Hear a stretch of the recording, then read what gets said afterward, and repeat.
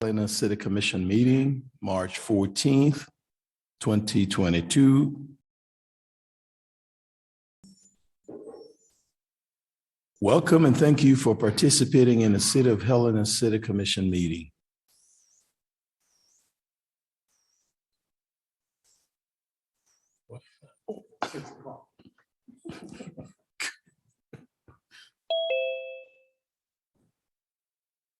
We are pleased to be able to provide this alternative meeting format in the city's effort to broaden public participation. There is a serious echo going on.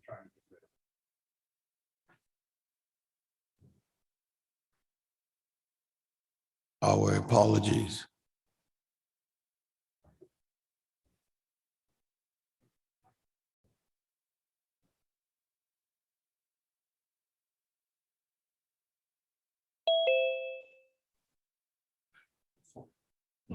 We'll do this again.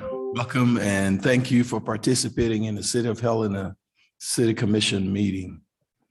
We are pleased to be able to provide this alternative meeting format in the city's effort to broaden public participation. Please be patient as we may experience technical difficulties during the meeting. We welcome your public commentary.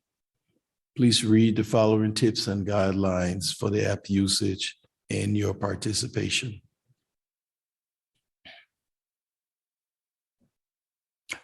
This meeting is called to order. Madam Clerk, would you take the roll, please? Interim City Attorney Coate. Here. Interim City Manager Joden. Here. Commissioner Dean. Here. Commissioner Fever. Here. Commissioner Reed. Here. Commissioner Logan. Here. Mayor Collins. Here. Would you rise for the Pledge of Allegiance?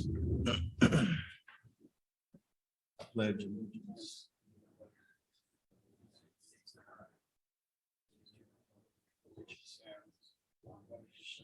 Under God, indivisible, with liberty and justice for all.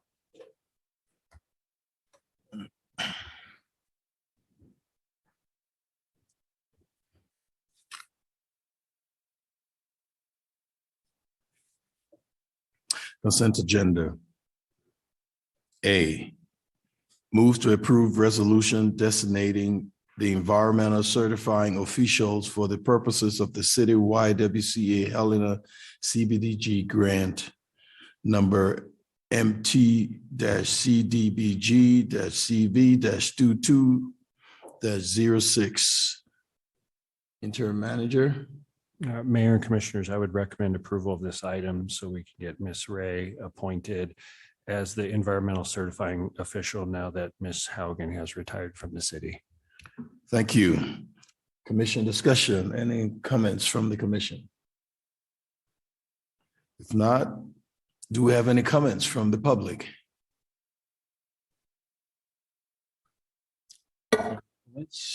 Madam Clerk, would you take the roll, please? You want a motion? Yes, please. Mr. Oh, Mayor, damn. I'll move consent agenda item A. I second.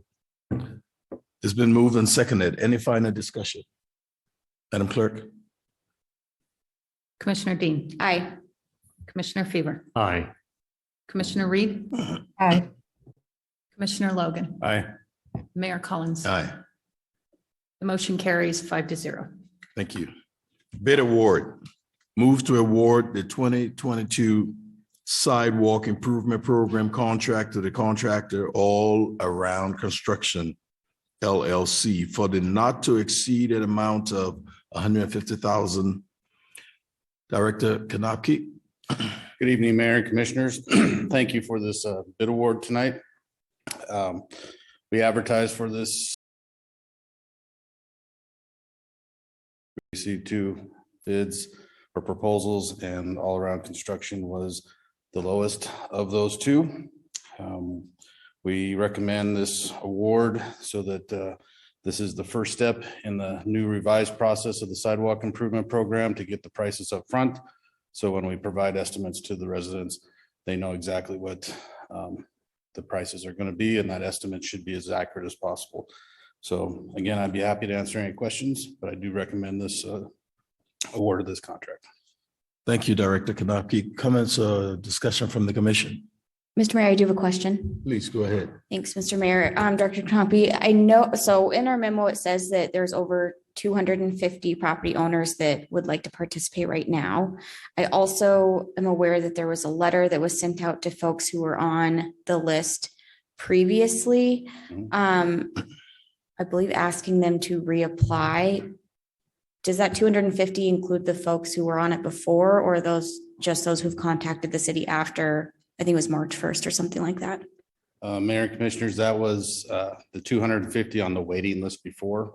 Great. So those letters went out to those 250 that were on the waiting list to let them know the new process for the sidewalk program. As you know, we can do about 30, maybe depending on the size of the project, 50 projects with 150,000 a year. So we felt it was more advantageous to make sure that we could make this money go farther.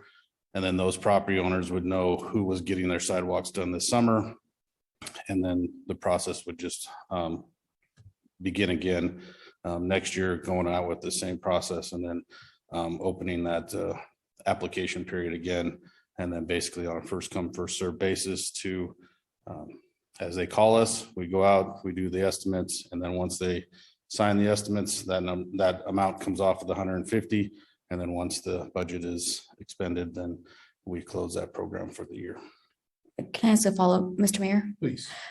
Do you know, so I guess 2 questions. Are you using the list as it was with the previous wait list, or as people are calling again? And then 2, do we know what the turnaround time is confirming the folks who contacted us again after March 1st? And just to give you some context, I did talk to a neighbor who had put their name, left a message and sent an email and hadn't heard back yet. This was last week. And so I just want to make sure that when folks start asking, I can let them know what the turnaround time is. Sure, Mayor and Commissioners, we're trying to get a 72-hour turnaround time, at least to not acknowledge their application, but to tell them and reach out to them and try to schedule an estimate. So as the calls come in, they're logged, and then we call them back in the order that they were received and try to get out there and get those estimates as soon. It's not who was the first that called. It's the people that actually sign the estimate and commit to the program, and not just the calling in. So Great. I hope that answers your question. Thank you, it does. Any other comments from the commission? Yes, Please. Mr. Mayor, I do. So, Director, is all around construction located here in town? When I looked it up on Google, it looks like a national organization of some sort. So do they have an office locally? Mayor and Commissioners, yes, they work in town. They've actually done work for stormwater and public works. They did some ADA ramps last year and some valley gutters. They also have done the sidewalks downtown that you saw in the 300 and 400 block there. As far as I know, they're located in town.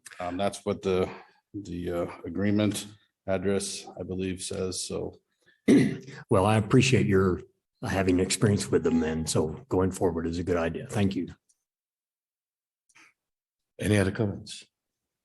Do you have any public comments? I'll entertain a motion.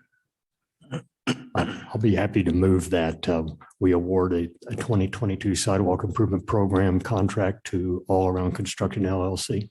Second. It's been moved and seconded. Madam Clerk.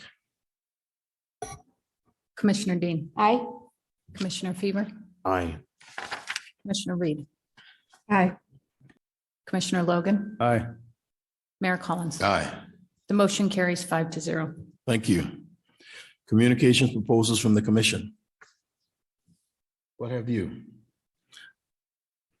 Yes, Commissioner Reed. Thank you, Mr. Mayor. I just wanted to take a moment briefly to thank the first responders and law enforcement who were dealing with a spike of overdoses a few weeks back.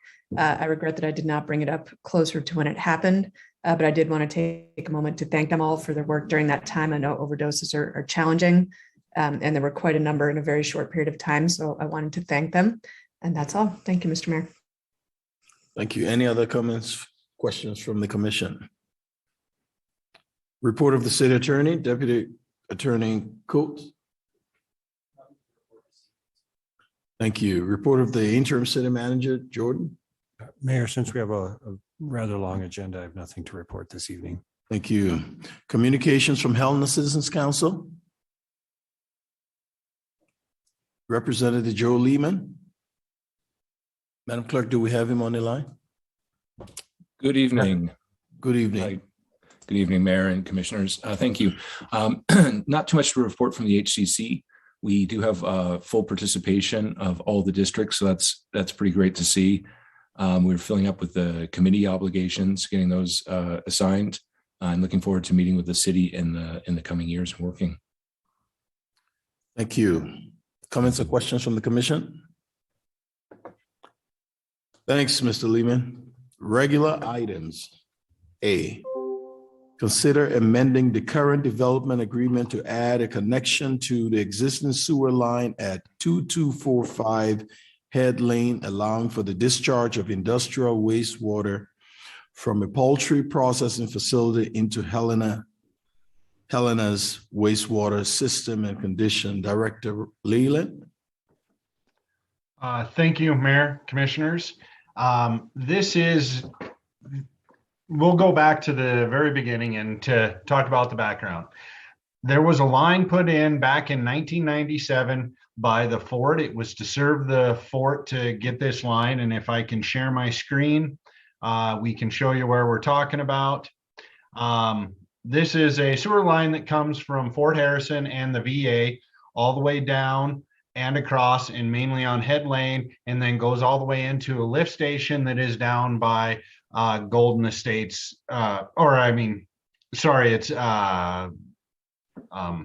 it was Head Lane's lift station that is down here. Sorry, I drew a blank. And this was put in 1997 by the federal government, but then turned over to the city. And it is controlled by us. And in the process, throughout the years, we've had various residents come and approach us to be able to connect to this line. We've allowed 5 of them to be connected, and recently we denied one that was over on Alfalfa Lane here. The Head Lane one that we're talking about was the very first one that was allowed. It was allowed back in 2002 with Red Meadow Inn for John Ramirez. It has recently been sold, or a few years ago, it's been sold to new owners, and then the name has changed to Oddfellows.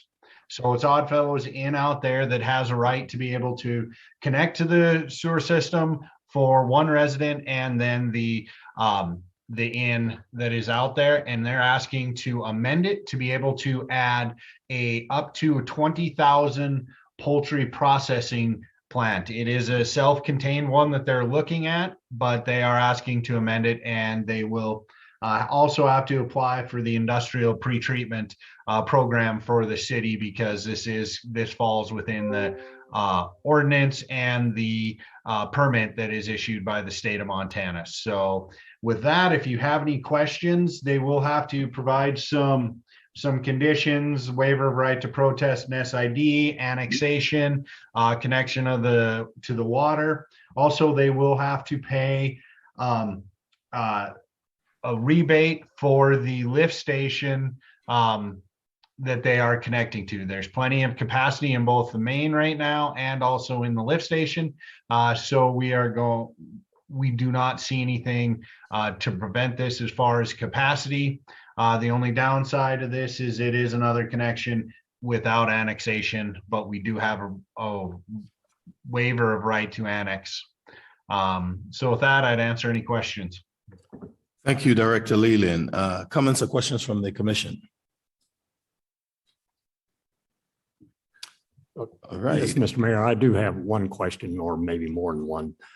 How big an operation is this? I mean, I have no idea. I'm sure when they come, it will be their time to come over. Yeah.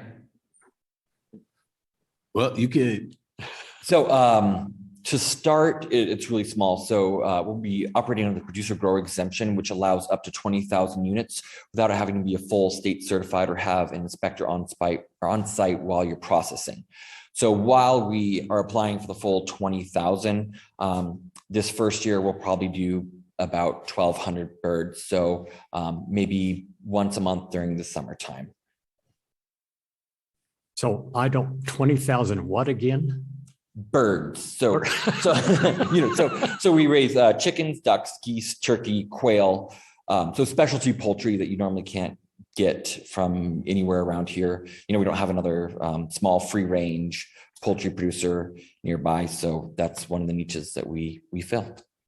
Well, I appreciate you telling me that. So do you plan to ramp up to 100,000, 200,000? Is no, hard? no, we don't plan on doing that. We couldn't under the license that we're applying for anyways. And we also just don't have the capacity. Keep in mind, we're still an operating inn and we have our restaurant out there. So we're very cognizant of smell, feather pollution, things like that. So we do keep it, the free range so that reduces a lot of that, but no, nowhere near that number. So Mr. Mayor, I'll ask one more, then I'll be quiet. So from whom do you get a license to have a poultry operation? From the state of Montana, the Department of Livestock. All right. Thank you very much. It looks like you finished taking over public comments now, Commissioner. So any other comments from the commission? If not, we'll turn it over to Mr. the Mayor. public. Oh, Sorry, can I ask Ms. Director Leland a question? sure. Okay, Director Leland, I know that we had a property that had asked to tap into, I believe, this same line a little while ago, and the commission denied that. Just confirming that this property is already accessing the wastewater from this line, correct? Mayor, Commissioner, yes, you are correct. We did have a new residence that was denied, but this is an existing connection that they already have and just looking to amend it to be able to add the additional wastewater from this poultry processing plant. Okay, thanks. Just want to make sure we had that on the record. All right. Comments from the public. I'll entertain a motion. Mr. Mayor, if I might interrupt, could I have you state your name for the record, please? Jared Ingalls. Thank you.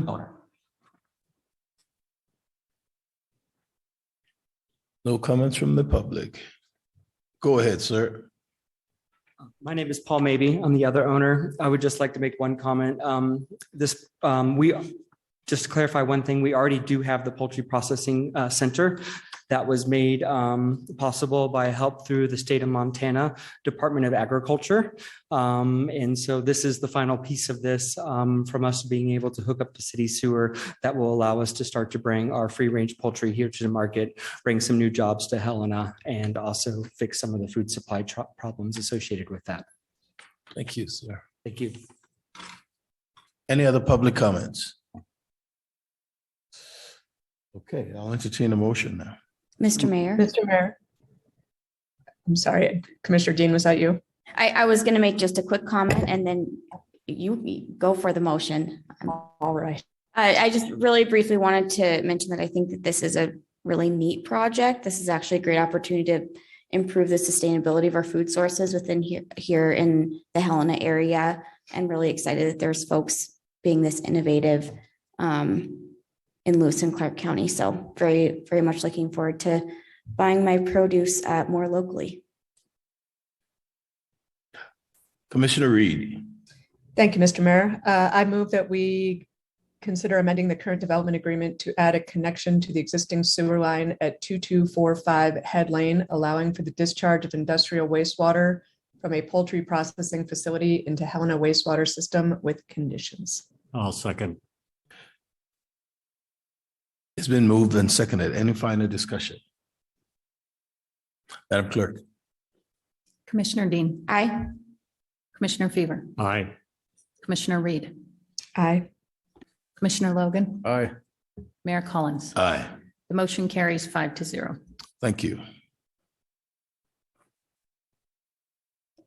Consider a resolution conditionally permitting angled parking along Mandalay Avenue between Sanders Street and Oak Street. Director Kanopke. Good evening again, Mayor and Commissioners. Good evening. This is a request that came from the developer of the Capitol Hill Mall site. They're requesting angled parking along Mandalay between Sanders and Oaks. Per City Code 811-3C requires angled parking only permitted where designated by a resolution of the City Commission. This is in conformance to what we have looked at from them. We did add some conditions to this. Those 5 conditions, the first is that the amended plat dedicating Mandalay Avenue public right-of-way be filed with the county recorder. Number 2, the maintenance agreement satisfactory to the city be signed by the property owners adjacent to the dedicated Mandalay Avenue between Sanders Street and Oaks. That maintenance agreement came out of our discussions that the adjacent property owners or the developer would be maintaining the snow plowing during the winter because our plows can't get into some of those small spaces that they were proposing at the time. Number 3, installation at no cost to the city, at least one accessible angled parking stall with the accompanying access aisle on the north side of Mandalay. Number 4, installation at no cost to the city, at least 2 accessible angled parking stalls with the accompanying access aisles on the south side of Mandalay, or 1 on Mandalay and 1 on Oaks. And then installation of signage per the city engineering standards. I believe that there's a representative on the line from the developer, but I'd be happy to answer any questions that you may have. Any comments or questions from the commission? Is there a representative online? Good evening, Mayor and Commissioners. My name is Greg Worth, WIRTH with Staley Engineering at 3530 Centennial Drive. A little past history on the project. The City Commission did accept the right-of-way dedication of Oak Street and Mandalay Avenue on December 6th of 2021. Sanders Street and the western portion of Mandalay at the site was dedicated in 2020. This is the request to allow the angled parking on Mandalay between Sanders Street and Oak Street, and it was the basis of the 66-foot wide right-of-way that was approved by the City Commission on December 6th of 2021. We've reviewed the staff report, the draft resolution, and the conditions as presented can be accommodated by the development. DNN development, Opportunity Bank and Benefits, as people are aware, are the current 3 entities looking at developing the site. The site planning is in progress in consideration of the angled parking as presented. So we request approval to permit the angled parking along Mandalay as condition, and I'm available to answer any questions. Thank you. Thank you, Mr. Worth. Comments or questions from the commission? Mr. Mayor, I do have a question. Please. I'm just curious, Mr. Worth, what is the timeline for Opportunity and Benefits in terms of them getting their portions developed? Thank you, Mayor, Commissioner Reed. Timeline is, I'd say, immediate. The amended plat will, as approved, will be delivered to City Planning Department tomorrow. We're scheduled to send in the plans, revised plans for Opportunity Bank to the architect tomorrow. The plans for the infrastructure plans for Mandalay Avenue and Oak Street are currently under review at DEQ right now. We expect to have approval back this week. The developer is working on engaging with the contractor, Helena Sand and Gravel, to build the infrastructure. Benefits is currently in design. We are scheduled to complete our plans and submit for a building permit in mid-April. Things are rapidly progressing. So there should be quite a bit of activity on the site this summer. Thank you. Thank you, Mr. Worth. And for the record, it was Commissioner Dean, not Reed. Oh, well, excuse me, I meant to address all commissioners. Okay. Thank you. Any other comments from the commission? Do we have any public comments? Madam Clerk, any online? I'll entertain a motion. Well, Mr. Mayor, I'll be happy to move this, that we consider a resolution conditionally permitting angle parking along Mandalay Avenue between Sanders Street and Oak Street. Second. It's been moved and seconded. Any final discussion? Mr. Mayor, I would just comment, again, I've said this when we did the right-of-way adoption before, really appreciate the developer working with staff and the commission to get to this place, and very excited to see this property developed, and visit Starbucks all the time already there. So appreciate it. Thank you. Any other comments from the commission? Madam Clerk? Commissioner Dean, Aye. Commissioner Fever, Aye.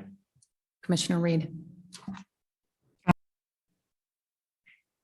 Was that a, She said, That was an aye, sorry. thank you. Commissioner Logan, Aye. Mayor Collins. aye. The motion carries 5-0. Thank you. Charlie, move to approve a resolution distributing Railroad Urban Renewal District Tax Increment Financing Fund to the Bell Hotel LLC for the demolition project at 40 East Lindell Avenue. Interim Manager Jordan. Mayor Collins, Commissioners, this is a request for TIF funding, for railroad TIF funding to help fund the demolition of the Memorial Park Apartments, and Ellie Ray is here with more details. You have the floor, Ms. Ray.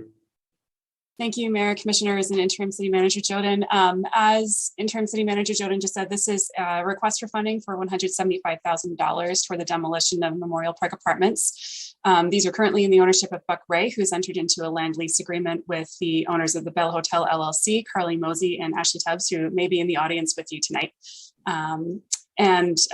This property has been sitting vacant since 2016. It is in a state of disrepair, and as such, it's not able to be rehabbed. And therefore, it has been awaiting a ripe opportunity for demolition and abatement. There are some hazardous materials on site, so that is the abatement portion of the project.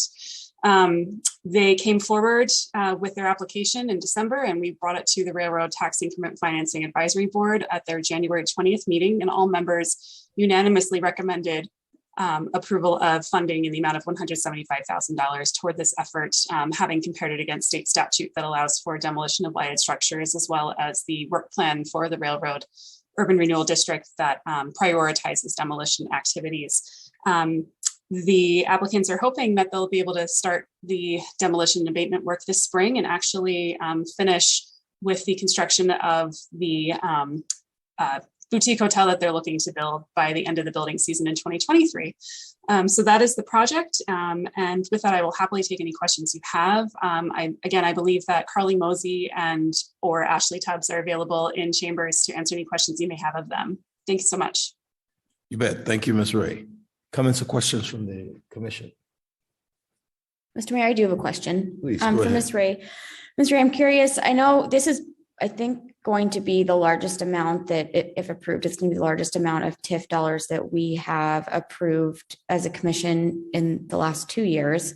Can you explain to me, do we have any type of process to ensure plans are carried out as we award the funds? So for example, say we award these funds, how do we ensure that the property is developed or that is completed? Is there any sort of checks and balances? I'm not necessarily concerned about this project, but we're setting precedent, obviously, with this large of an amount. And so moving forward, if there are other projects, how do we ensure that the funds are spent accordingly and projects are done to completion? Sure, Mayor, Commissioners, what I would say to that is, I defer all questions about the business plan directly to the Bell Hotel LLC partners. In the first instance, this is the largest project for any of our TIF districts thus far. The only demolition project that has been funded to date was a match of 50% toward an $8,000 demolition project. So $4,000 went out the door to demolish an old barn in the Railroad District a couple of years ago now. So that's a point well taken. As far as the redevelopment of the site, the funding request in this instance is only for the demolition and abatement, and whether the applicant, Bell Hotel LLC, are actually able to move forward with the construction activities they have planned. It's a sincere hope that they will be able to get their capital stack together and make that work. And again, I defer to them to tell you more about what they're planning to do with that financing. But this particular application just clears the way for any future development, and they understand the risks that they're undertaking and partnering on this effort in the event that they are not able to move forward with their redevelopment, I should say. But this application is going to be a huge catalyst, not just for the railroad district, but also for the downtown district. And we sincerely hope that they are successful in their endeavors. And if they are not, that this is, again, it's been vacant, the Memorial Park Apartments, for 6 years. So this will be a huge undertaking. And hopefully, even if they're not able to develop, another entity will be able to step forward to do that with the clean slate. Yep. Mayor Collins, I would also add, Commissioner Dean, that per the resolution, Bell Hotel will have to enter into an agreement acceptable to the city that covers their obligations and ensuring that the money is used for the purpose approved by the commission. Okay, thanks. Thank you. Any other comments from the commission? Well, Mr. Mayor, this is a project that needs to be done. I'm glad it's here in front of us, and I don't think there's a single penny here that's not well spent. So I'm looking forward to it going forward. Thank you, Commissioner. Public comments.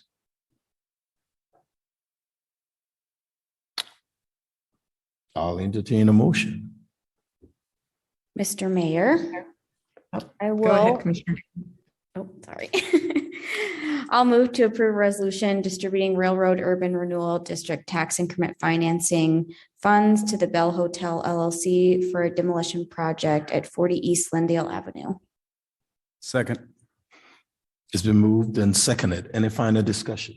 Mr. Mayor, I would just note, I think as Commissioner Fever noted, this is a really incredible project, not just for the Railroad TIF district, but for downtown as well.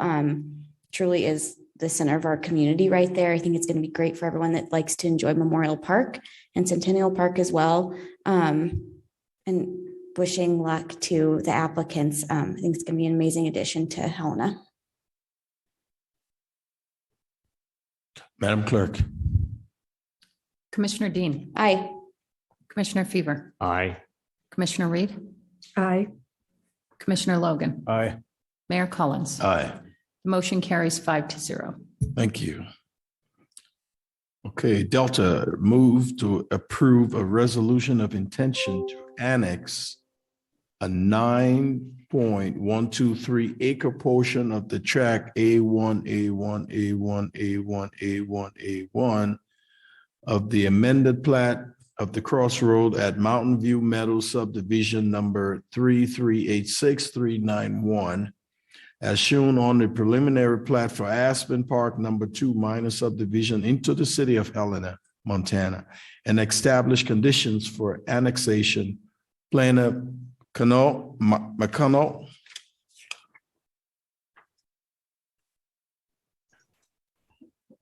Mayor, Commissioners, thank you. With the permission, the next series of items on the agenda for Aspen Park number 2 will be presented as one because only the pre-zone requires a public hearing. In fact, the subdivision per state law, we cannot hold a public hearing for. So that's kind of the reason we're doing things a bit differently, and I'll explain that briefly in a second. Hopefully this also cuts down some time between the presentations. Would you speak up, please, Mr. McConnell? Sure, sorry about that. No, that's okay. So first, I'm going to do the presentations for all three of these items as one, and then the rest of the process tonight will be as follows. So like I said, it's a bit different than how maybe we normally do it. So if anyone has any questions as we go through this as to where we're at or what is appropriate at the time, feel free to answer those, and we'll be happy to get on our way with that. Thank you. So here is a vicinity map showing the Aspen Park number 2 It's adjacent to city limits. It's also part of the wider Mountain View Meadows development, as we can see here out on the east side of town. Before getting into the specifics for each item, generally speaking, this is what the property is like out there. It is 9.1 acres. Currently, it's vacant. It's not within the city limits. It's also zoned urban residential mixed use. It's important to note that there are no use or dimensional standards associated with that district currently. And it is just west of the State Highway 282 and Runkle Parkway intersection, if we're familiar with that area of town. So first, we'll go through the analysis for the annexation portion of the project. Really what we're talking about when annexation is, can we provide the property city services? And if not, what conditions can we offer to be able to offer those services? So the property is, as I said, adjacent to city limits with the required infrastructure in adjacent rights of way. If annexed, this property will be served with all city services, including police, fire, and once developed, solid waste. This map shows water in blue, stormwater in purple and yellow, and wastewater lines in green, so that the commission can get a better idea of kind of what's out there. Being adjacent to the property will obviously facilitate easier connections to those services. So this map that you see is a snippet from the development constraints map from the growth policy. This shows really no risks from wildfire or liquefaction on or near this project site. There is the potential for up to 3,300 new vehicle trips per day, and that's based on an internal calculation for zoning. The applicant has submitted as part of their minor subdivision application a TIS that does estimate 234 trips based on their intended use. And despite these new trips, all of the intersections nearby will continue to operate at a level of service C or better. So the growth policy is generally supportive of projects like this. This is a snip from the future land use map showing an urban designation. You can see that the orange is urban and the pink is mixed use. And that indicates that this property is intended to be built out with a potential higher density or use that is of higher density. This particular parcel or neighborhood is not part of a neighborhood planning area, although there are several growth policy goals and objectives that this project would support, mainly with the efficient provision of services and different kinds of housing, the provision of housing, diversity of the housing stock, etc. So there are a number of conditions that staff is recommending as part of this annexation. Most of them are standard comments, but standard conditions rather, although number 2 and 3 are specific to this subdivision and annexation project. And that's Alpine View be dedicated as public right-of-way and built to City of Engineering standards for a local road. Alpine View is on the east side of this proposed project site. And Twilight Avenue, which is on the west side, be built to City Engineering standards for a local road. The other conditions, as I said, are standard conditions relating to review of new construction, taxes, and then the overall completion of the conditions. So moving along, we'll get right into the subdivision or the minor subdivision portion of this application. Since there are some new commissioners, I thought it best to provide this little kind of cheat sheet for a minor subdivision. They have the same initial review process, but where one of the main differences is the 35 working day timeline for a commission decision. Some of you might remember 2 or 3 commission meetings ago, this came before you for an extension, and that's why. So things that are not required with a minor subdivision, we cannot hold a public hearing. It does not require a planning board hearing, so there's no recommendation from that body. The applicant does not provide a full review of the 608 criteria, although they do provide a summary of what they believe will be the probable impacts, and we will go into those here in just a moment. So here's the original preliminary plat for Aspen Park number 1 from 2005. While this entire area encompasses Aspen Park number 1, only the part that is called out with a heavier black line was final platted, and those were 41 lots. And you can see the subject property outlined in red.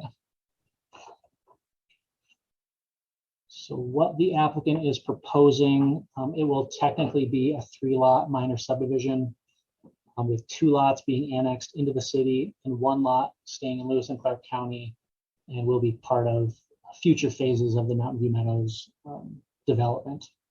So the majority of that lot, I think it's 139 acres or so, will remain in the county.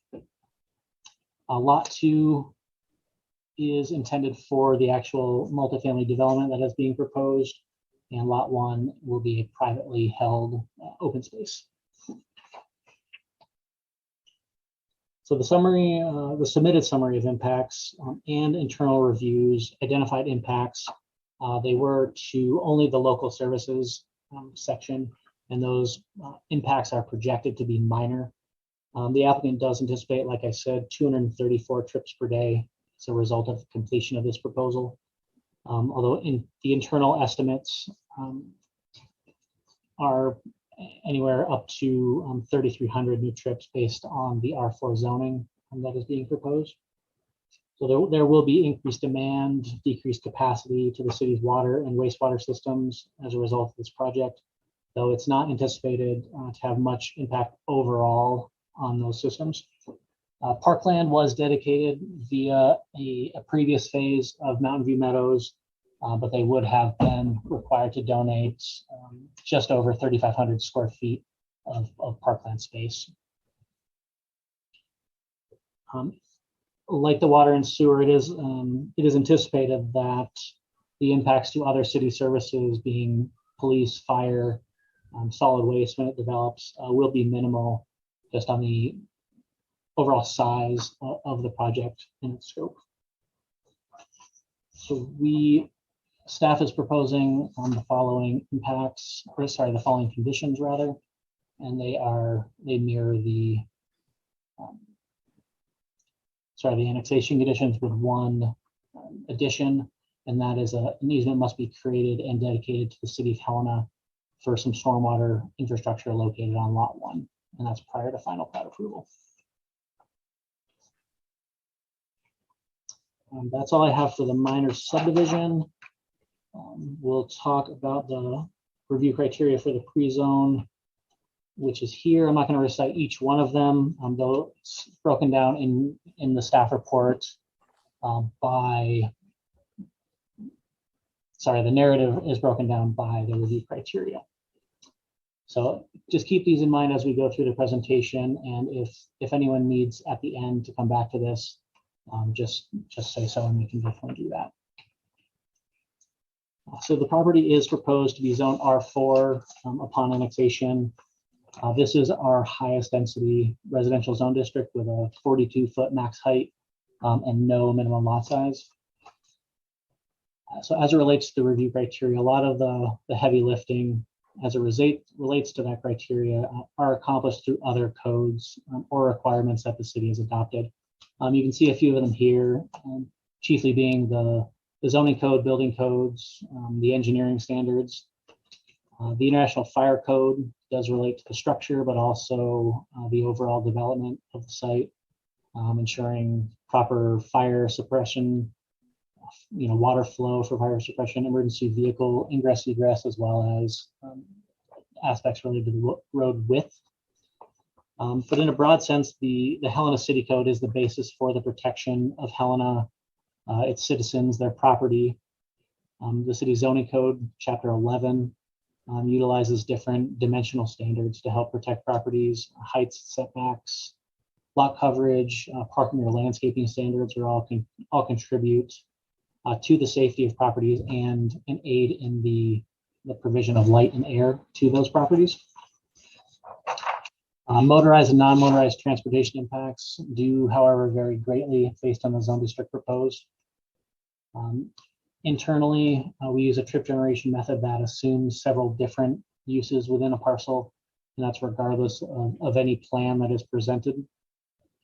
This is because zoning a parcel, in this case to R4, would allow the owner of the property to have any use that is allowed within the R4 district on that property. So the uses that we assume will be present on site as part of this trip generation method is low and moderate density residential, and a restaurant use will also be present on site. Using that model, we project or estimate that up to 3,300 new trips could come from this 9-acre site. Like I said earlier, the applicant did submit a traffic impact study. They estimate up to 234 new trips at full build out.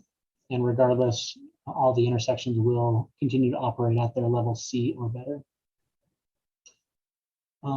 The applicant will, as a condition of annexation, construct sidewalks along the frontages of the property, which will connect to the wider non-motorized transportation network, providing connectivity throughout the development. So the remaining review criteria relate to compatible development, character of the district overall, and encouraging the most appropriate uses. Right, and this map you can see is from the growth policy again, and it shows the type of development that we expect to see. So orange identifies an urban style of development, and pink shows where mixed use would be more appropriate. In this case, outlined in red is the subject property is shown as being appropriate for urban style developments, and this would include multifamily uses that are allowed in R3. And this is generally consistent with the surrounding neighborhood. So this map shows current build outs as of the latest update to the growth policy. Green represents either ag lands or other low density residential developments. As I said, most of this area is still within Lewis and Clark County, but it is building out at a rapid rate with mostly residential uses. Also, there are a number of commercial uses kind of closer to Highway 12 as part of Mountain View Meadows. So the orange represents areas of town that are built up to urban densities already, and this property, if annexed and zoned in the manner proposed, will also be represented in a similar fashion. So this is the zoning map, and as you can see, R4, shown in the darker orange, is the most prevalent zone district in the area. This property would be an extension of that district. Just to the east is a bit of R3, it's a slightly lower residential or urban density residential district. The subject property is also within the urban standards boundary. This boundary does represent properties or areas of the city where it would be most appropriate to build out to those densities, and where the city can most easily serve the newly annexed properties due to the presence of existing infrastructure. So that's all I have for this item. And this is a rehash of the slide from the second slide, I believe, just showing our progress. So at this point, if there are any questions from the commissioners, I'd be happy to answer those at this time. If not, then the public hearing can be open for comment. Thank you, Mr. Mayor. Mr. McConnell.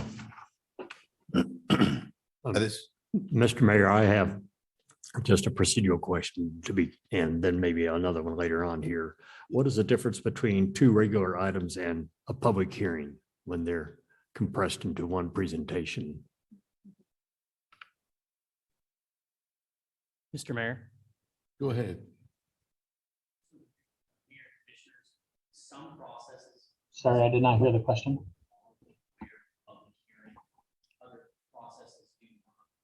with respect to the zoning, you have to have or a public hearing with the other two items related to this property. These items are so similar that I think I do the presentation for all of the items together rather than doing three presentations.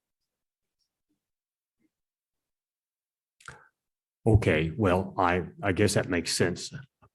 Maybe it makes more sense now than it did when I first heard they were going to be condensed here tonight. And so I appreciate that. So just speaking to then item E, what is a future phase lot? What does that mean?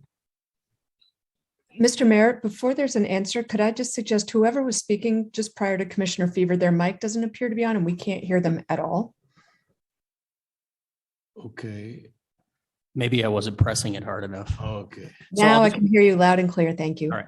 I'll just repeat. Basically, what I told Commissioner Fever is that there are certain processes by law that require a public hearing.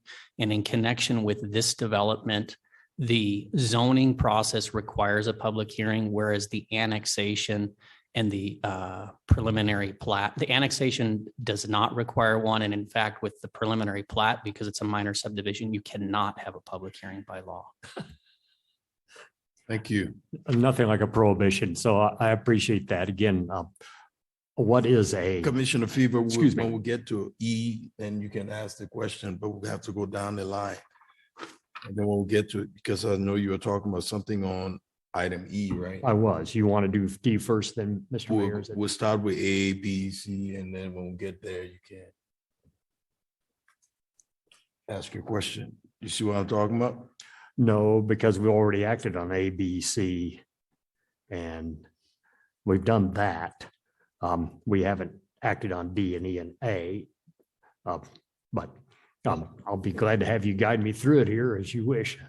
Okay. And if I could jump in, What was that, Mr. McConnell?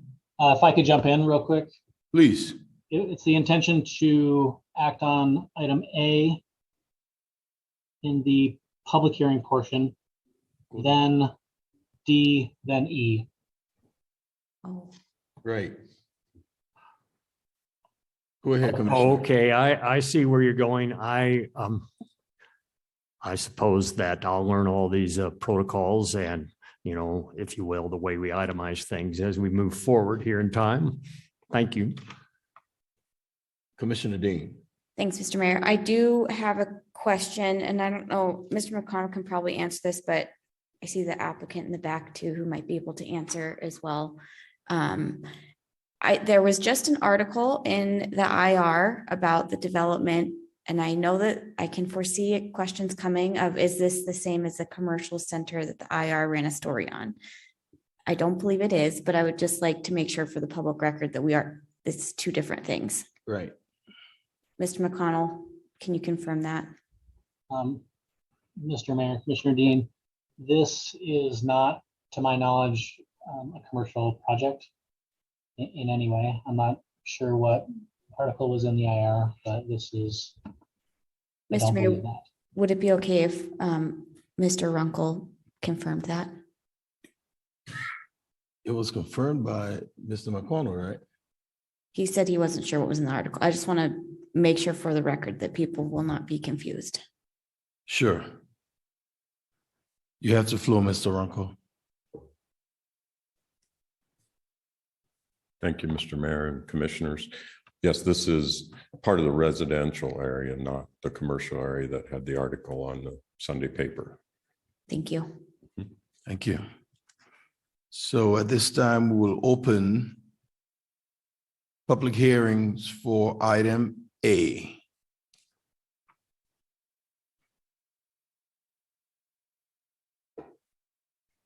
The floor is open for public comments.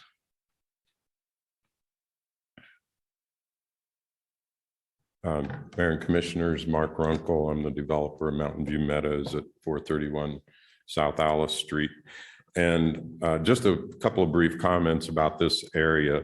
It is, my engineer is ill tonight, so I'm all you've got, except I think he is on Zoom.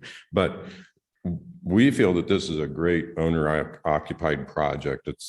It'll actually have 16 single level, 12 to 1,800 square foot duplex condos on it. So 32 owner occupied living units. These all, you saw the serpentine shape of the street, which I think is about 800 feet. All of these units are designed for this area. They back onto two different drainages, open spaces, and they have an outdoor living space built into them. So they'll be very desirable. They'll take a minimum amount of infrastructure since they're duplexes, share a wall, and they're built relatively close together. And so that should produce strong tax values and a very good revenue for our schools and county and the city of Helena.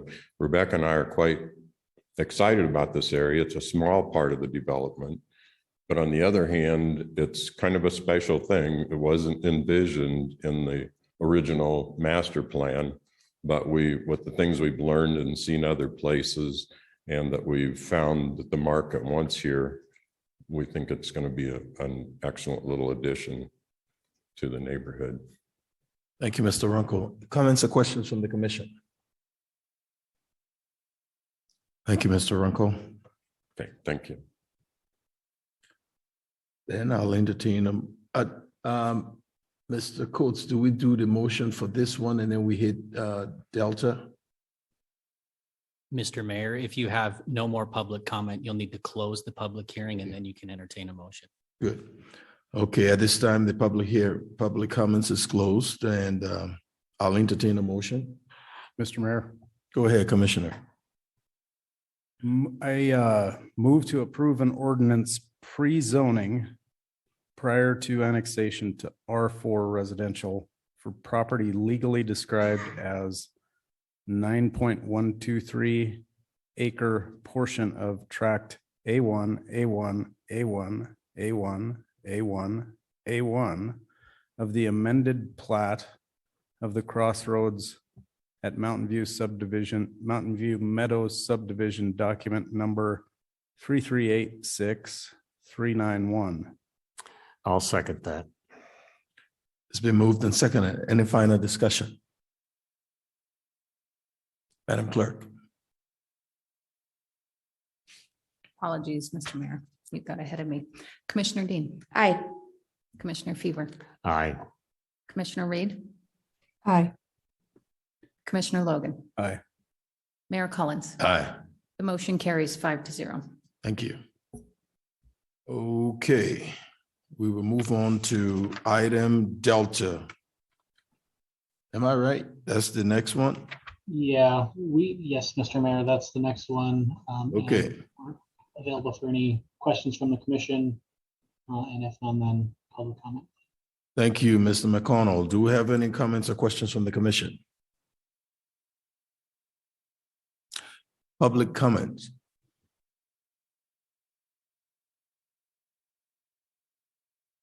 Okay, no other comments from any final discussion? None. Madam Clerk, I'll entertain a motion. Mr. Mayor, Go ahead, sir. I move to approve a resolution of intention to annex a 9.123 acre portion of tract A1, A1, A1, A1, A1, A1 of the amended plat of the crossroads at Mountain View Meadows subdivision document number 3386391 as shown on the preliminary plat for Aspen Park number 2 minor subdivision into the city of Helena, Montana, and establish conditions for annexation. Second. It's been moved and seconded. Any final discussion? Madam Clerk. Commissioner Dean. Aye. Commissioner Fever. Aye. Commissioner Reed. Aye. Commissioner Logan. Aye. Mayor Collins. Aye. The motion carries 5-0. Thank you. Do we have any public comments on regular item Echo E?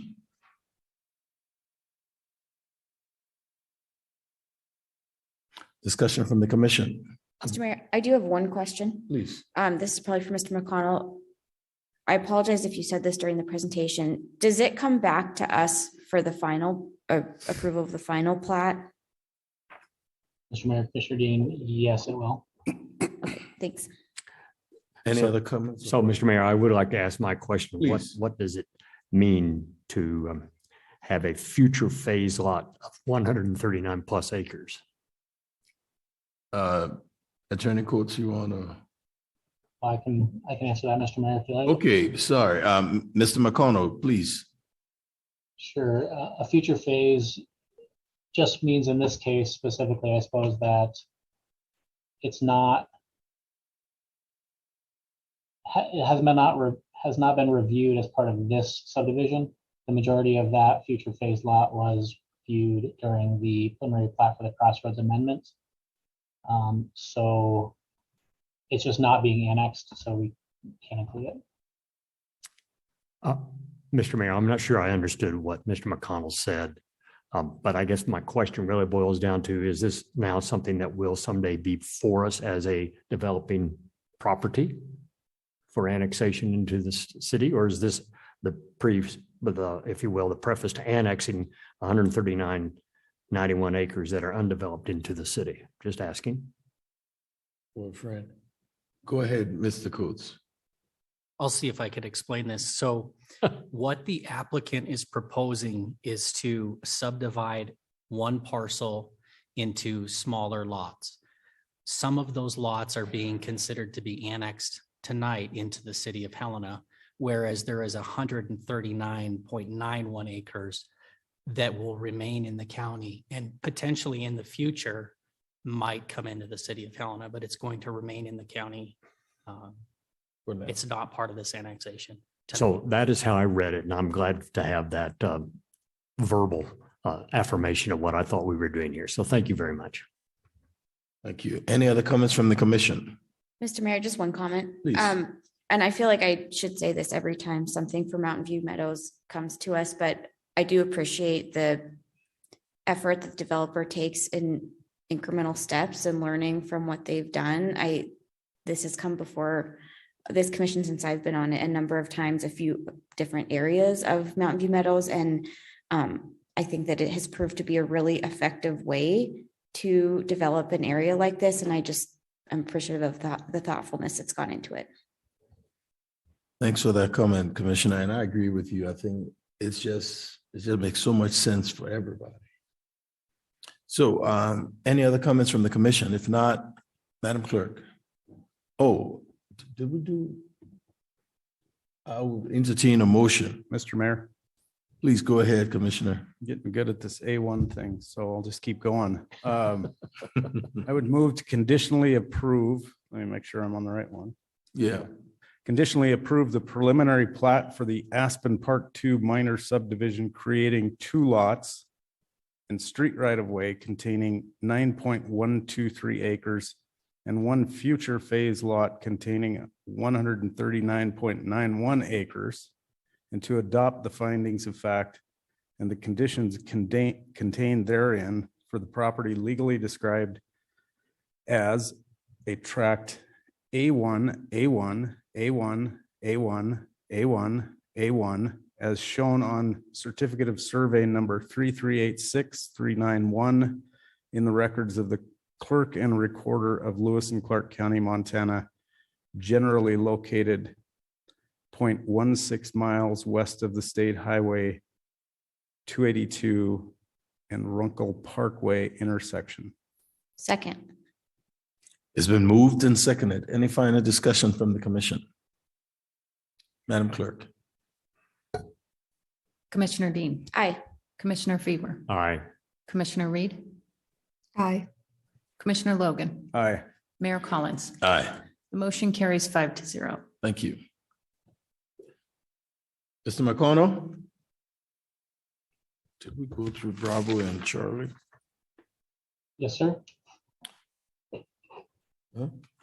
You have the floor. Perfect. Thank you again. Kings Common is only a pre-zone and annexation. It also has a much shorter legal description. So hopefully those can contribute to being a little quicker than the last one. This is located on the northern boundary of the city, just east of Highway 15. Again, we're going to be doing this a little bit differently than we might normally do. This is the process, and we'll come back to it, much like we did for the last set of items. So this is the vicinity map for showing the larger area with zone districts included. We'll discuss zoning in a moment as we go forward in the presentation. I'm sure everyone will have noticed the Helena Valley Irrigation Canal does run through the middle of this property, though for the zoning, it doesn't substantially impact the analysis except for one way, and I'll talk about that here momentarily. The property is 36.5 acres. It is again zoned urban residential mixed use, and there are no standards associated with that zone district as of yet. So first we'll talk about pre-zone and then go into the annexation. Again, this is the pre-zone review criteria. So just keep these in mind kind of as we go through.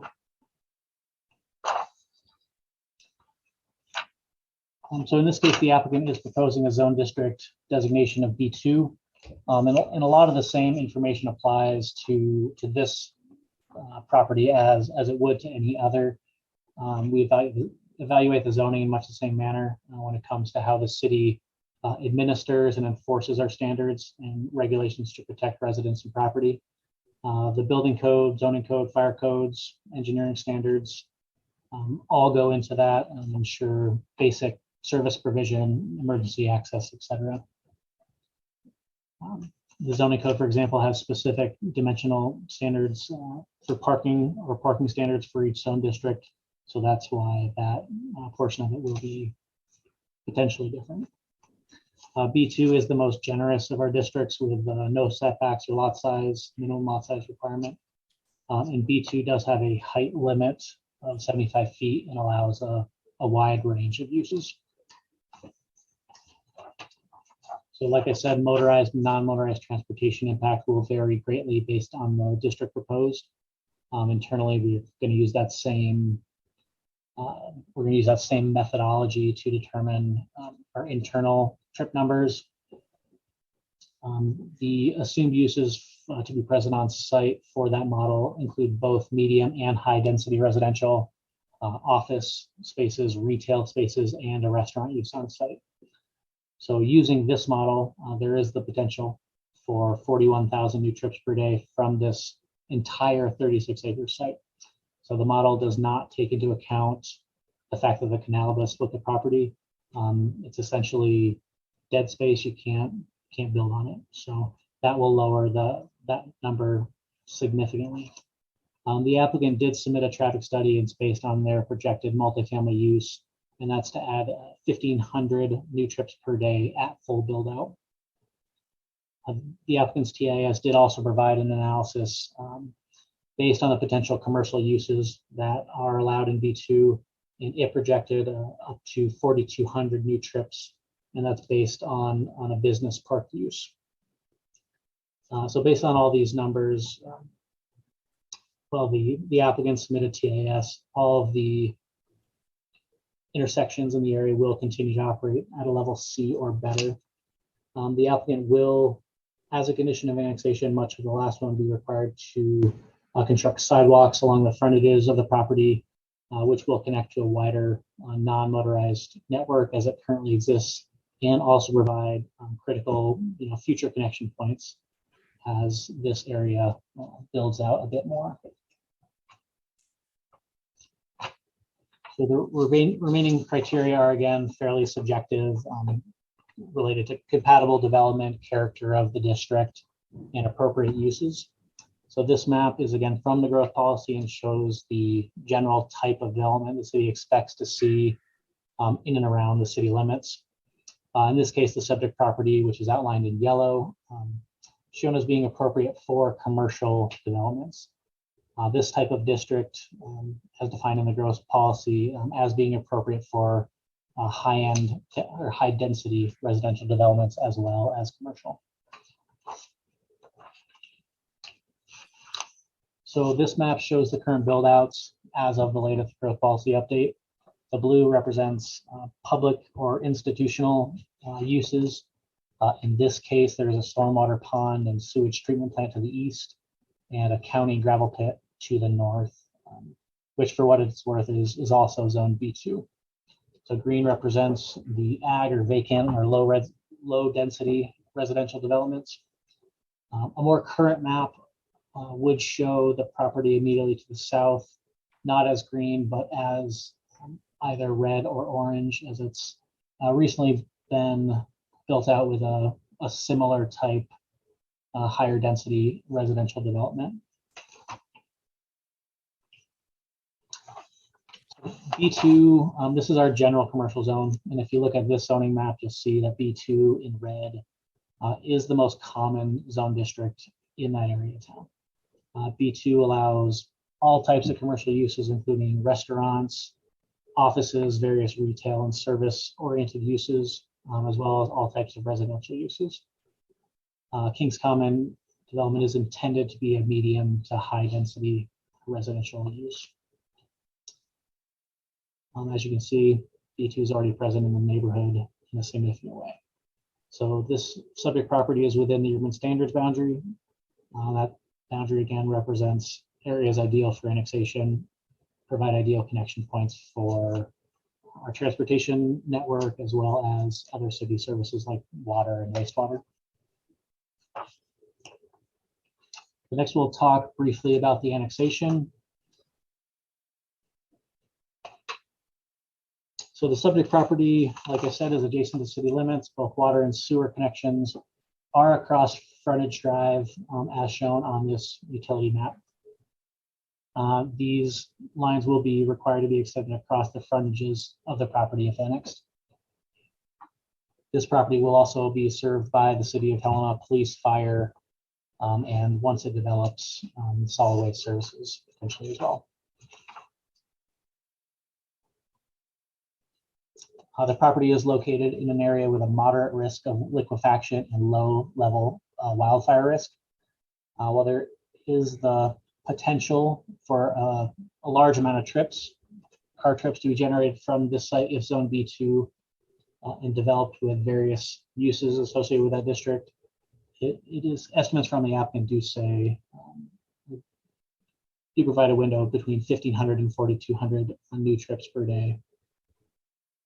And the surrounding road network is projected to be able to handle the new influx of traffic associated with the submitted plan. This is the future land use map. Like I said, commercial is what the growth policy intends and anticipates for this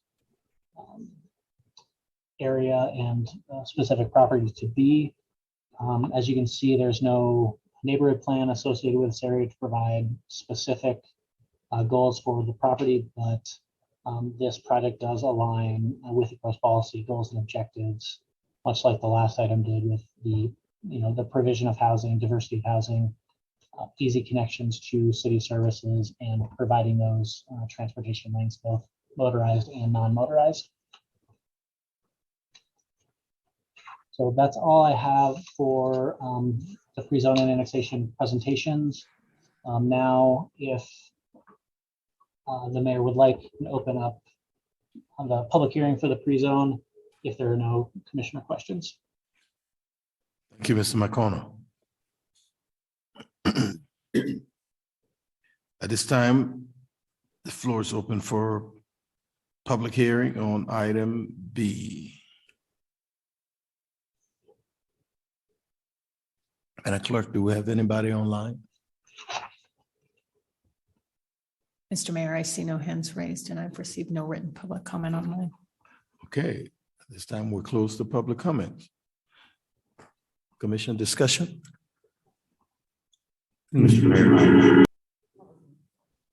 Go ahead, Commissioner. I'm glad that Commissioner Dean did that and not I.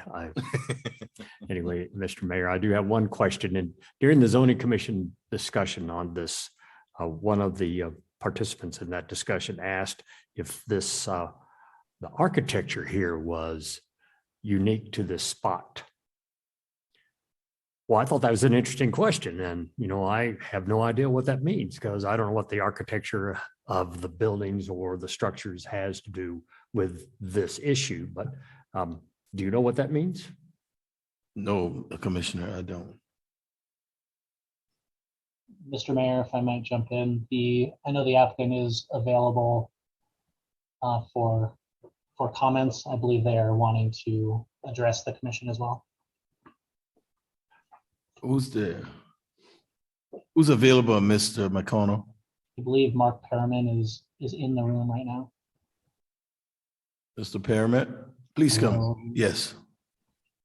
Mr. Perriman, I'm not trying to put you on the spot. I just thought that was an interesting comment during the zoning commission discussion. Mayor and commissioners, I'm not sure where the comment came from. I mean, I think I know the gentleman that brought it up. And maybe it's more of a personal preference on what they feel buildings should look like in relation. I mean, it seemed like the discussion brought up maybe adding some gables or some make the buildings a little more unique than what they are. Well, I also recall from the zoning commission that this discussion probably didn't last long, but there apparently Billings, Missoula, other locations do have this kind of architecture, but Bozeman doesn't. And so the question was kind of why doesn't Bozeman have this kind of architecture? Now, you can answer that as you see fit, because it obviously wasn't your question, but I don't know that the commission speaks to architecture unless somebody apprises me of that. I don't know that that's our job, but it was just an interesting question. It kind of leaped off the page at me. Yeah. Thank you. Yeah, I can respond to that. I mean, I thought it was a very strange question that came up at a zoning or annexation type discussion. I mean, that would seem like it'd be more at the commission level, but I mean, it's just the design is like a personal preference thing. I mean, whether somebody doesn't like colors, or if they don't like the style or the look or whatever. So I don't know how to respond to, personal preferences from individuals. Right. On what stuff looks like. I mean, I know these deals that we're building, this is probably, as King's Common, I've been doing projects for this owner from Billings now for close to 5 years. And this will be the 5th and 6th project that are basically the same size. They're about 100-unit apartment buildings. And these have morphed a little bit. I mean, the early on ones looked a little more plain. They've taken that into account and added more gables in and changed stuff up a little bit. And I think they've gotten more attractive as we've gone along. But these projects are, in my opinion, very well received by the general public. I mean, people love living in them. I mean, they like them. There's open spaces, green spaces in between. They call it a high density development, but I mean, to me, it's a medium to low density development. I mean, the houses look like they're packed in together, but the density has to do with, I believe, the number of people that live on a spot. Now, these deals are, I mean, there is waiting lists to get into these deals way before we're done with them, which leads me to believe that people really enjoy living in. In fact, I have some acquaintances and friends that live in some of them, and they said they love them. So I don't. So, Mr. Mayor, if I may, please. I'll ask a question and then you're off the hook. Is there anything like this in Helena around that somebody can go look at? Yeah, absolutely. The first project we did was down at the end of Green Meadow. I think there was 176 units down there in 2 phases. The Sleeping Giant project are the same type buildings that is right adjacent to the bowling alley, or right above it, just to the south. The one we're currently working on is just to the north of Super One Foods. And this King's Common, there are 2 more phases of this. That's what we're considering here.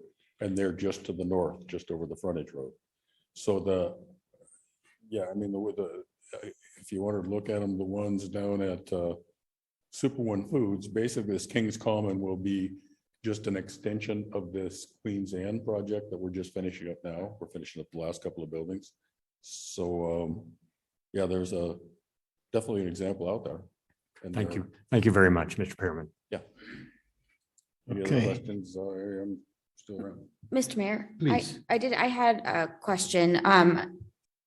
It struck me when I was reading through the packet that the request is a B2 instead of R4, and I'm just wondering if you can talk about why. Well, and I apologize. So I'm, once again, my engineer, that's the same engineer that Mark Runkle had, is ill tonight, and he was scheduled to make the presentation. So kind of caught me by surprise, but no, I was at the Zoom meeting when that came up. They had a discussion, and so the zoning in the area is the prevalent zoning. What I think engineers try to do is not to do spot zoning for certain things. So if you look in the area on the larger zoning map, everything around it is zoned the way we're planning on zoning this. So you're trying to keep the zoning consistent in a certain area. So that was the reason for it. And one of them brought up why they didn't think this zoning was appropriate, but there was some discussion, and then it was that spot zoning deal that came up, and then I think everybody at the zoning board was comfortable about that. Just a quick follow-up, Mr. Mayor, but the intent is that you'll be building multifamily units, not necessarily commercial units. No, 100%. No, they're single level. Each one of them has its own attached garage. They're very low. I mean, when you put that many units together, it looks like an apartment complex, and it is, but it's not a high rise. I mean, it's just, everything is very simple. The owner tries to keep these deals as simple as he can to address the need for affordable housing. If the fancier you make things, the less affordable it becomes. So like, he tries to keep it so it's very livable. People like it. People want to move in. They're not cheap deals. They're quality units, but yeah, that's, the owner's very cognizant of that he's got a template that he's done a lot, and he works South Dakota, Wyoming, Idaho, Montana. He's from Billings. He's built a lot of these projects in Billings, and it seems to be like a very well received deal from affordability standpoint, workforce housing type deal. And that's something I believe that I've heard every one of you commissioners say. Yes, that's something that we really need, is try to solve that affordable housing project in Helena. So you bet. Thank you. Okay, any other comments from the commission? Okay, if not, I'll entertain a motion.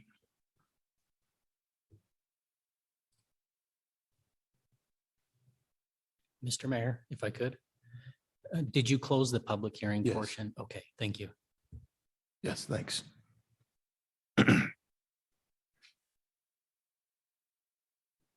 It's right here. Mr. Mayor, Yes. I would, sorry about that. Move to approve an ordinance pre-zoning prior to annexation to B2 general commercial for property legally described as tract B1 as shown on certificate of survey filed under document number 3203658. Second. It's been moved and seconded. Do we have any final discussion from the commission? Madam Clerk? Oh, not now, sir. We'll move. Madam Clerk? Commissioner Dean. Aye.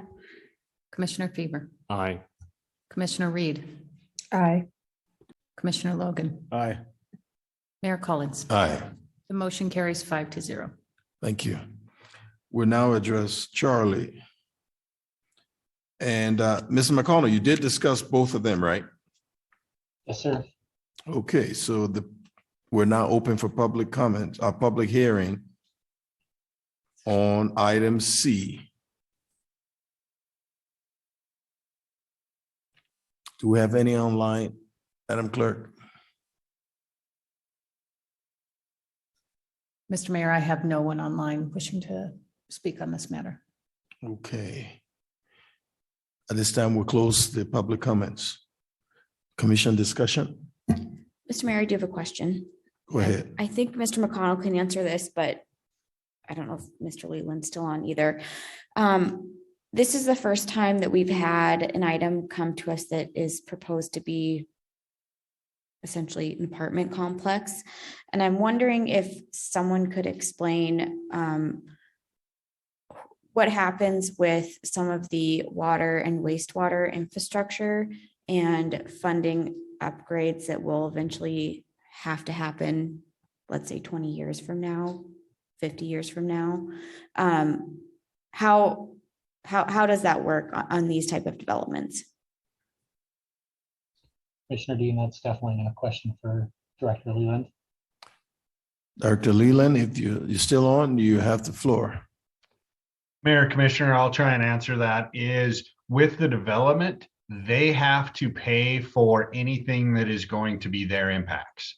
So we do an analysis and use our models that we have available, the best information that we have out there, to be able to determine how much capacity is going to be needed based on the zoning and what's going to be built out there, so that they will have to construct the lift station that's going to go in, the force main, and then the mains, and then any other upgrades or improvements to that system down the road, if we have to go in there and replace the water mains or replace the sewer, would come from our regular capital improvement plan that we have out there. So once they do their impacts and pay for that, then it's basically a rate fee, and then it's going to be the capital improvement plans coming onto the city, set by priorities by the commission.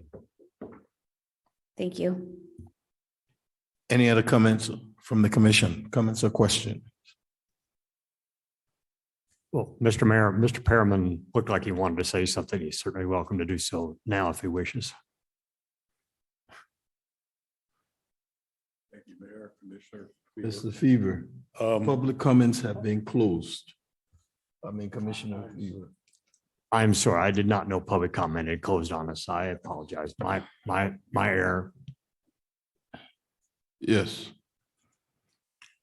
Any other comments from the commission? Not to belabor things, can the commissioner ask somebody to comment during the commissioner's comments? It's just a question. Go ahead, Commissioner Fever. Well, I did drag Mr. Perriman up here, and I know he did want to say something, and so he could say something on my time, if that's all right with him. He doesn't have to. Okay. At this time, I'll entertain a motion.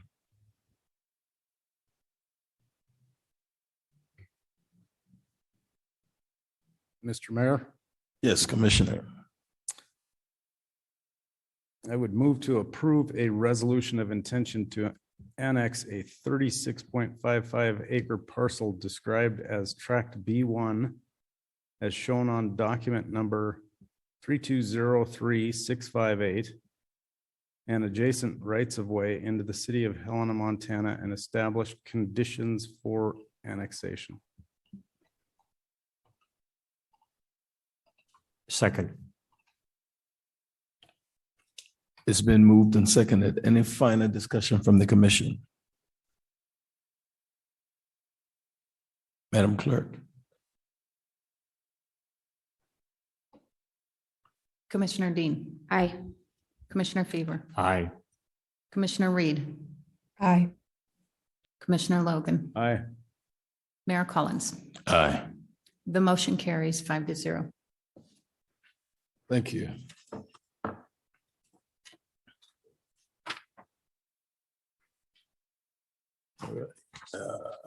Move to approve second passage of an ordinance amending City of Helena Ordinance number 3097 and amending the official zoning map for the City of Helena for a zone change from CLM Commercial Light Manufacturing District to RO Residential Office District for lots 33 through 40 of Block 5, Lot 6 through 12A of Block 4, Lot 13A through 15 of Block 4, and Lot 33 through 40 of Block 4 and from B2 General Commercial District to R Residential Office District for Lot 29 through 32 of Block 4, all of which properties are in Woodland Park, addition to the city of Helena, Montana. Interim Manager Jordan. Mayor, Commissioners, this is the final passage of an ordinance for a zone change from CLM to RO, as you just read, in the Woodlawn Dunbar neighborhood. This is the neighborhood that the city annexed, about 10, 12 years ago, maybe even more, that's adjacent to the county fairgrounds. And Mr. Alvarez is on for the staff presentation. Commission discussion.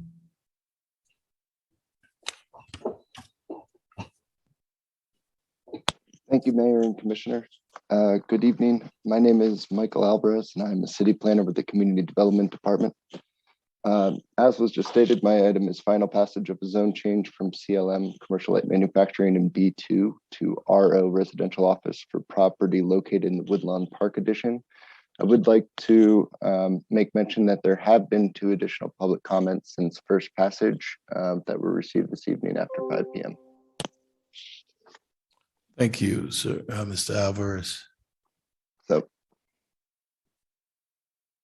any other comments? Here we go. Oh, sorry. Since this was already heard, I just want to say, City Commission did already approve first passage, and the review was conducted, and just wanted to get over to my comments. It was Larry Levine and Missy Levine who own Levine Auto Care Center at the corner of Mitchell and Dunbar Avenues, and Jeff Christensen, who owns property at the corner of Dunbar and Green Meadow Drive. These are all auto-related businesses. One other note was that the water and sewer assessment that I had talked about in the first presentation, I wasn't sure when that had occurred or whether or not it had finished. It is in fact complete.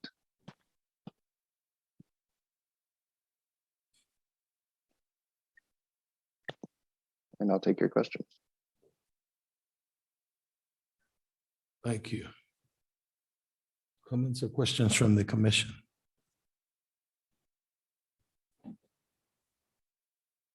Do you have any public comments?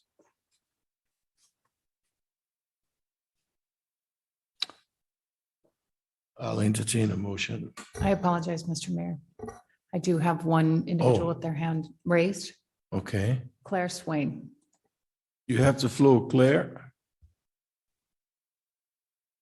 Hello, can you hear me? Yeah, I see. I lost controls, but I guess it's because it's a public meeting.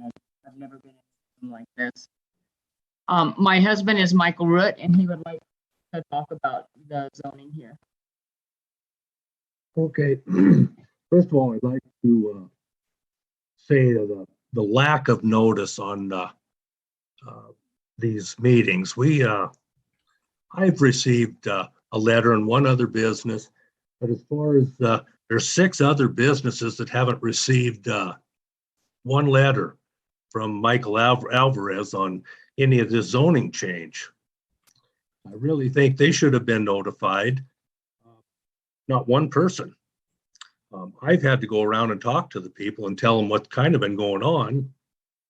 And the zoning commission passed the first zoning, and there hasn't been anybody that's received notice that of the zoning change, other than myself and Jeff up on Green Meadow Drive. The first meeting, they had the wrong number for the Zoom meeting sent by Michael Alvarez. The second meeting, I received a letter, and Jeff up at the car lot on Green Meadow received a letter. No phone calls, no letters were sent to any of the other 6 businesses down here. The third meeting, Michael Alvarez called me at 4 o'clock in the afternoon on Friday afternoon and said there was a meeting Monday. which was Valentine's Day. And we all had things planned for Valentine's Day and couldn't make the meeting. So tonight's meeting, I was notified 2.5 hours before the meeting. So this lack of work done by this planning commission is, incompetent is the way I would call it. He's not sending out anything and not getting any response from any of the other businesses. The two that responded tonight didn't have a clue of the meeting until I went up there at 4:30 and talked to them and said there was a meeting tonight. That's when they called and left whatever they left, what they just said there, and didn't say if they were opposed or what, but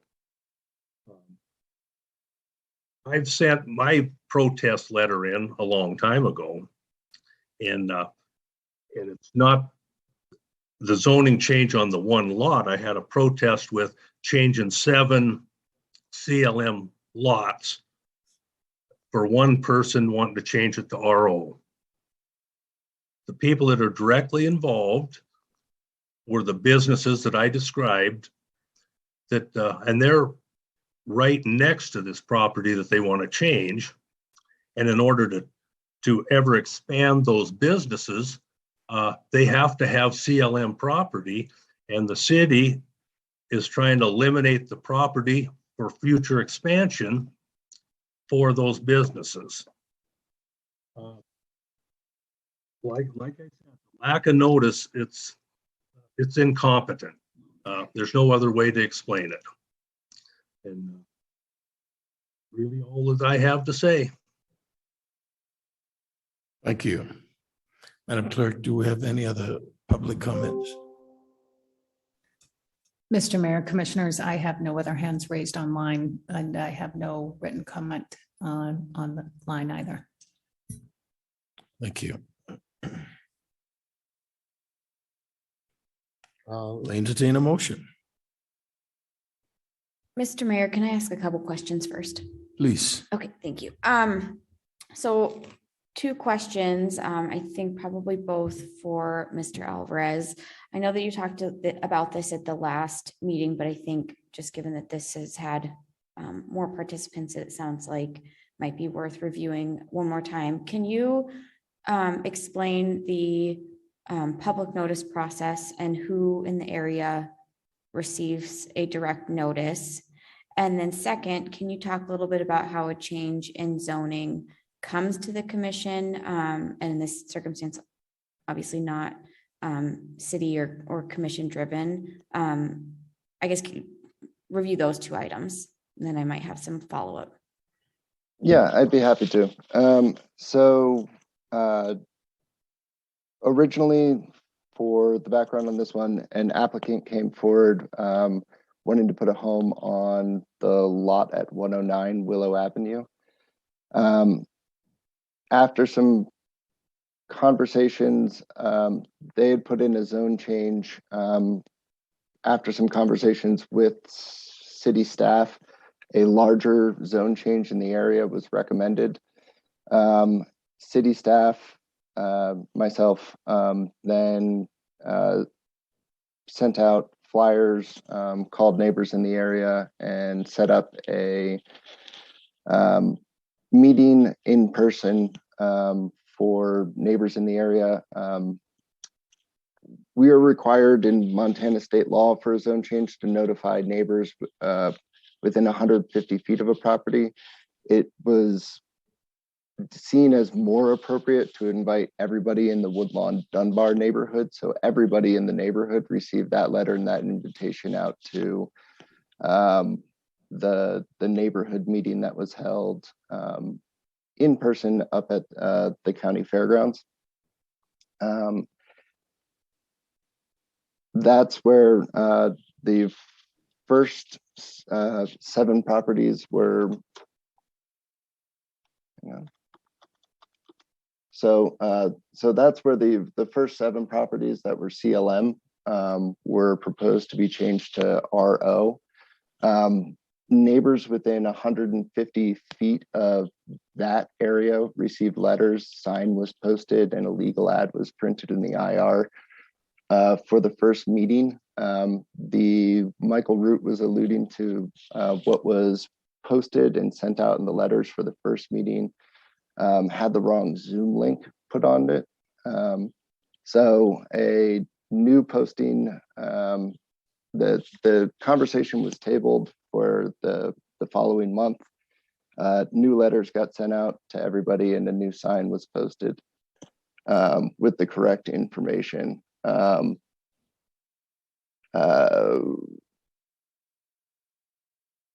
So on that neighbor list, the people that were opposed and voiced their opinion tonight were sent letters to the addresses that we have on file. Is about all I can speak to on that. So that zoning commission actually happened twice and was and then another property wanted to come in, an 8th property, and so there was another opportunity for neighbors to come in on that one. Again, though, that property was over sort of on the east side of things. It was an individual property. Notifications went out to neighbors within 150 feet of that property. And then it's taken forward to City Commission with public notification again for that. Thank you. Mr. Mayor, can I have one follow-up? Thank you. Appreciate that explanation, Mr. Alvarez.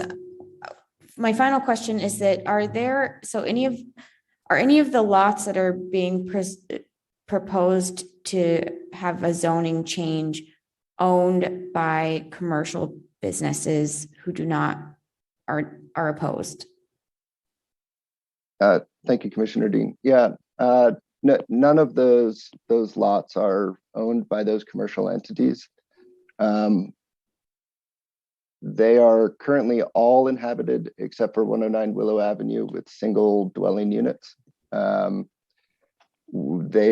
all of which are legal non-conforming in that use. So this is really a matter of trying to get a zone type that matches the use of those properties. None of the businesses in the area that are CLM and need that zoning or none of the businesses in the area period are having their zone changed. I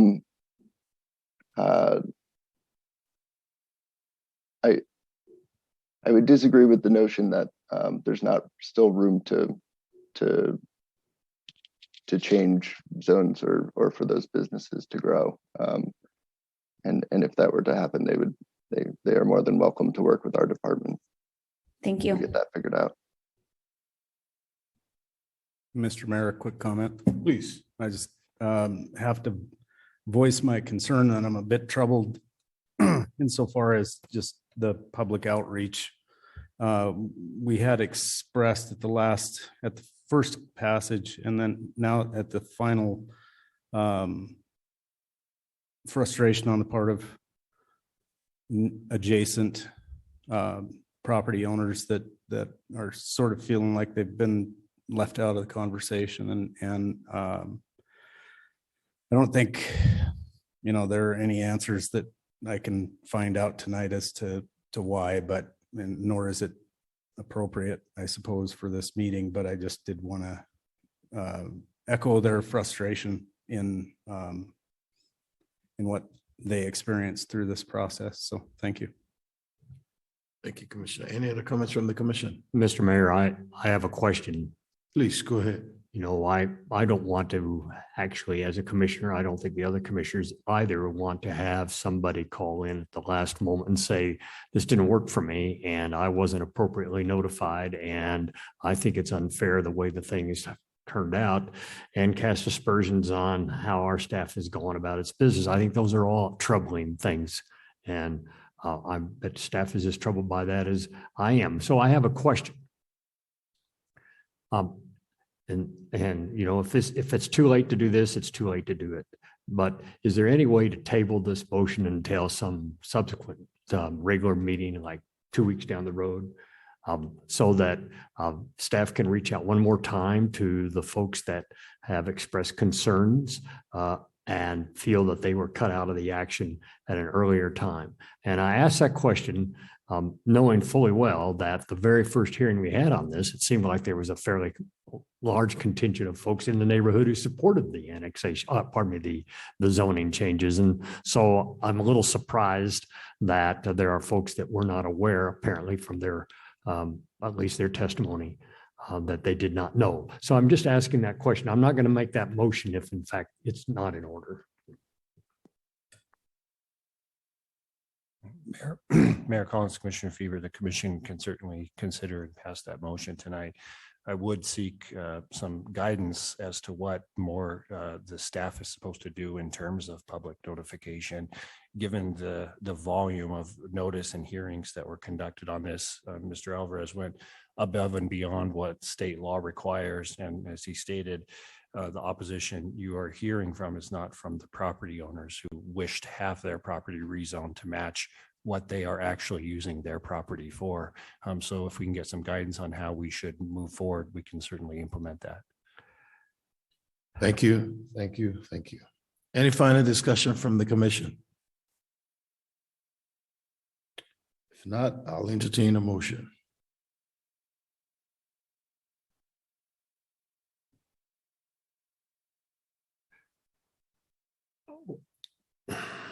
Well, then I'll move to table this for a month's consideration. And cognizant of what you just said, City Manager, I concur. I think staff did what it's supposed to do. It reached out, it had a public meeting. That's with the folks that are directly affected by this. But at the same time, I don't want folks to say the commission didn't hear a complaint and rejected it just out of hand. Even though that complaint is late, and I suppose complaints come in late frequently, but it's the first time on my watch that a complaint has come in, and I am reluctant to act on this at this point in time, although I do favor the zoning change. And so that I just probably should alert those who are maybe, perhaps applauding this motion, but that'll be my motion. It's not that I think there's anything untoward going on here. I just want maybe staff can reach out to the people who have complained. I know we got like 3 letters today, and then we did have one testify here. And so perhaps because staff can reach out to those folks and go through the drill. And Mayor, if I could, I would note that Mr. Root has already submitted written public comments to the same effect of his comments tonight. And those were before the City Commission's public hearing a few weeks ago. So, but I'm just a little confused. If the staff went above and beyond what's required, I don't see why we're holding this up. I'll withdraw my motion.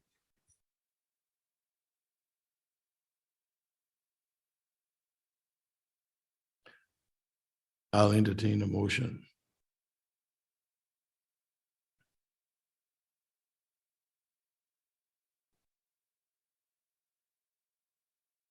Are we not having a motion?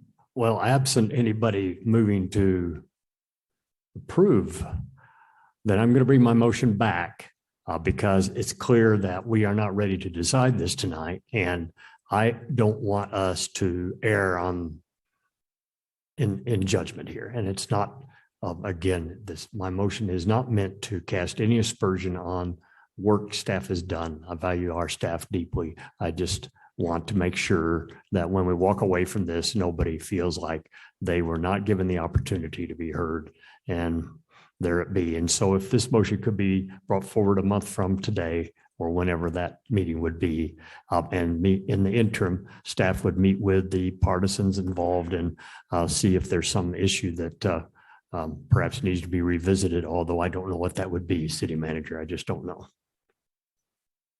I'll second it. And I appreciate Commissioner Fever's concerns and echo those relative to staff. It's not certainly my intent here to disparage staff, but rather just echo the frustration that has been communicated to us on adjacent property owners feeling sort of like out in left field, I guess. So I thank you. Well, I just say too that I am confused when I hear above and beyond. That means they've done everything possible, above and beyond.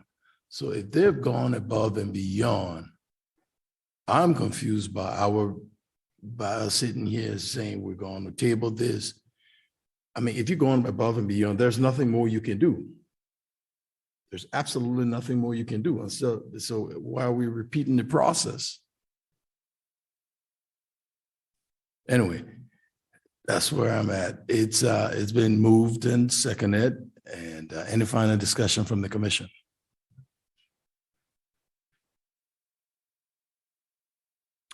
Madam Clerk. So as I understand it, just for the record, Mr. Mayor, the motion is to table the final passage, correct? That's what I believe so. Until a date certain, and a date certain is the subsequent city commission meeting a month from now. So April, what's the second meeting in April? Or I would have to look that up.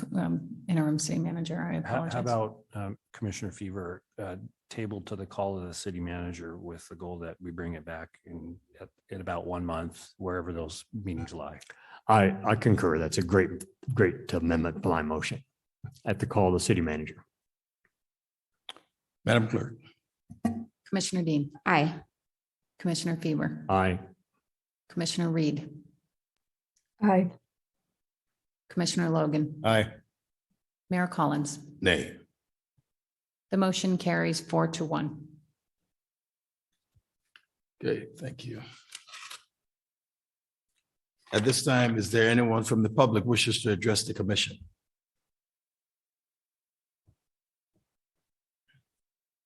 If I might, Mayor and Commissioners. Please.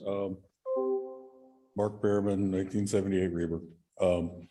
Anyways, I might have missed my opportunity earlier to discuss. I'm going to try to get back up again before you guys actually voted on this resolution of intention to annex. And the owner has an issue with one of the conditions on there. Now I don't know what the options are. I mean, he wanted me to ask to have that removed, one of the conditions, which had to do with a